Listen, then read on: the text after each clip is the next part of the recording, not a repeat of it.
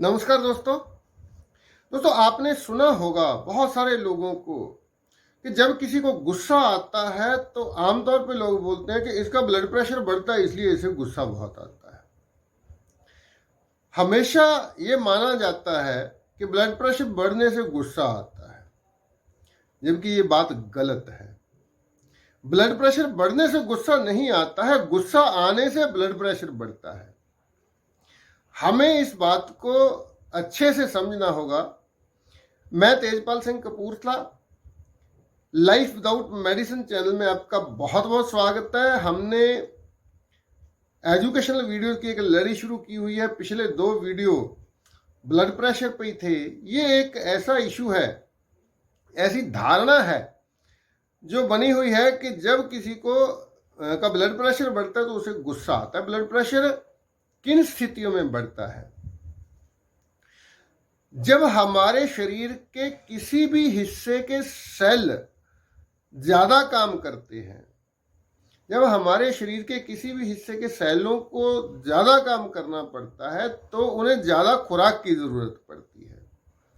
वो लगातार चिल्लाते हैं, हमें और खाना चाहिए, हमें और खाना चाहिए।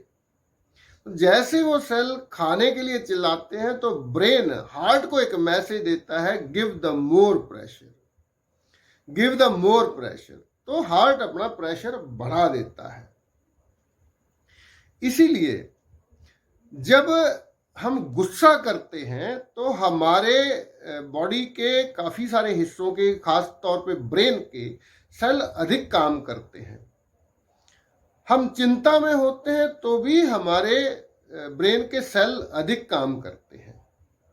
हम लोग डिप्रेशन में होते हैं तो भी हमारे सेलों को जरूरत से ज्यादा काम करना पड़ता है। ऐसी स्थितियों में इसीलिए ब्लड प्रेशर बढ़ जाता है, क्योंकि हमारे सेलों को उस समय ज्यादा खाने की जरूरत होती है, ज्यादा खुराक की जरूरत होती है। तो अगर ब्लड प्रेशर बढ़ने से गुस्सा आता हो तो आप देखेंगे कि आप जब डांस करते हैं, जब भांगड़ा डालते हैं खुशी में, तब भी आपका ब्लड प्रेशर बढ़ता है। जब आप भांगड़ा डालेंगे, फिजिकल एक्टिविटी करेंगे तो ब्लड प्रेशर बढ़ेगा।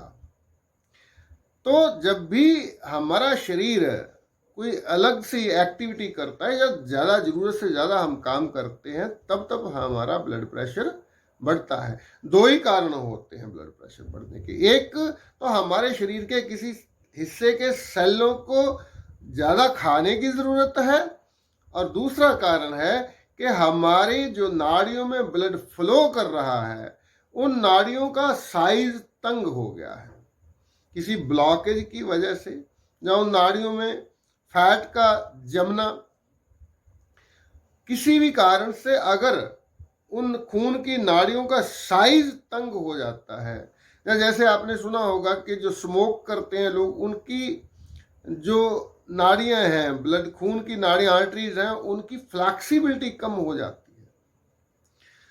तो इस वजह से जब भी हमारे खून के रास्ते में कोई रुकावट आएगी तब हमारा ब्लड प्रेशर बढ़ेगा। जब भी हमारे शरीर के किसी हिस्से के सेलों को ज्यादा खुराक की जरूरत पड़ेगी तब हमारा ब्लड प्रेशर बढ़ेगा।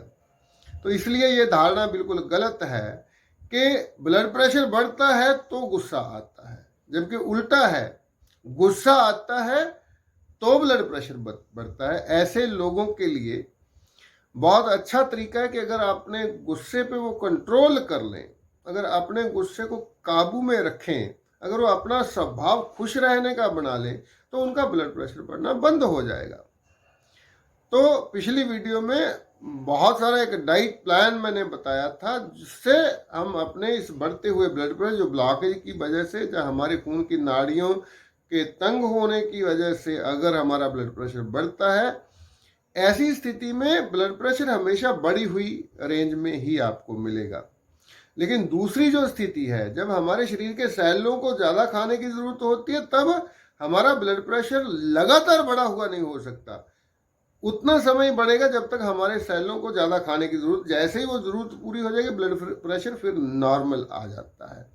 ब्लड प्रेशर फ्लक्चुएट करता है, ऊपर नीचे। आप दिन में 10 बार ब्लड प्रेशर की रीडिंग लेंगे तो कभी एक रीडिंग नहीं आती है। और जो लोग ऐसा सोचते हैं कि ब्लड प्रेशर को एक जगह पे बांध के रखना चाहिए, इसको किसी एक खास लेवल पे कंट्रोल करके रखना चाहिए, वो सिरे से गलत सोच है, गलत धारणा है। जब भी आप ब्लड प्रेशर को किसी दवा के सहारे कंट्रोल करके रखेंगे, इसका मतलब है आपकी बॉडी, आपके सेल खुद को क्योर नहीं कर पाएंगे। जब जब हमारे सेलों को खुद को क्योर करना होता है, तब तब उनको अधिक ब्लड प्रेशर की जरूरत होती है, अधिक खाने की जरूरत होती है, इसलिए अधिक ब्लड प्रेशर की जरूरत होती है। तो जो लोग दवा खा के अपना ब्लड प्रेशर कंट्रोल करते हैं, उनकी बॉडी सेल्फ क्योर का जो हमारा नेचुरल सिस्टम है, खुद को क्योर करने का हमारा सेलों की जो एबिलिटी है, वो खत्म हो जाती है, वो सिस्टम पूरी तरह से डिस्टर्ब हो जाता है। इसलिए किसी भी दवा के सारे ब्लड प्रेशर को कंट्रोल में मत कीजिए। ये एक ही कारण है कि ब्लड प्रेशर की नॉर्मल रेंज को पहले 160-100 माना जाता था, फिर 140-90 बोला गया, फिर 120-80 कर दिया गया। इसके पीछे एक ही कारण है कि ये जो लेवल तय करती है संस्थाएं, उन संस्थाओं में अधिकतर लोग जो होते हैं वो दवा कंपनियों के रिप्रेजेंटेटिव होते हैं, केवल इसलिए कि अधिक से अधिक लोगों को दवा खिलाई जा सके। इसीलिए इन लेवल्स को लगातार नीचे किया जाता है। एक रिसर्च बताती है कि दुनिया के जितने लोग ब्लड प्रेशर की दवा खाते हैं, उनमें से अधिकतर लोग ब्लड प्रेशर के मरीज नहीं हैं, वो व्हाइट कोट सिंड्रोम के मरीज हैं।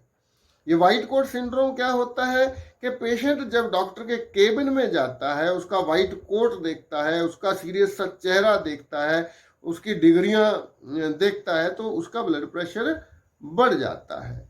लेकिन जैसे ही वो कैबिन से बाहर आता है, उसका ब्लड प्रेशर नॉर्मल रेंज में आ जाता है। लेकिन उसी बढ़े हुए ब्लड प्रेशर को देख के डॉक्टर बहुत बार उसको दवा प्रेस्क्राइब कर देता है और पूरी उम्र वो पेशेंट दवा खाता रहता है। तो आइए इन सारी चीज़ों के बारे में पूरी जानकारी लें।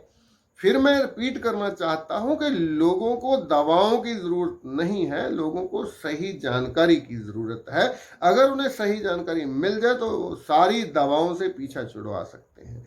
तो ये सारी जानकारियां लेने के लिए आप ज्वाइन कर सकते हैं मेरा लाइफस्टाइल एजुकेटर का कोर्स, जो 1 महीने का ऑनलाइन कोर्स है।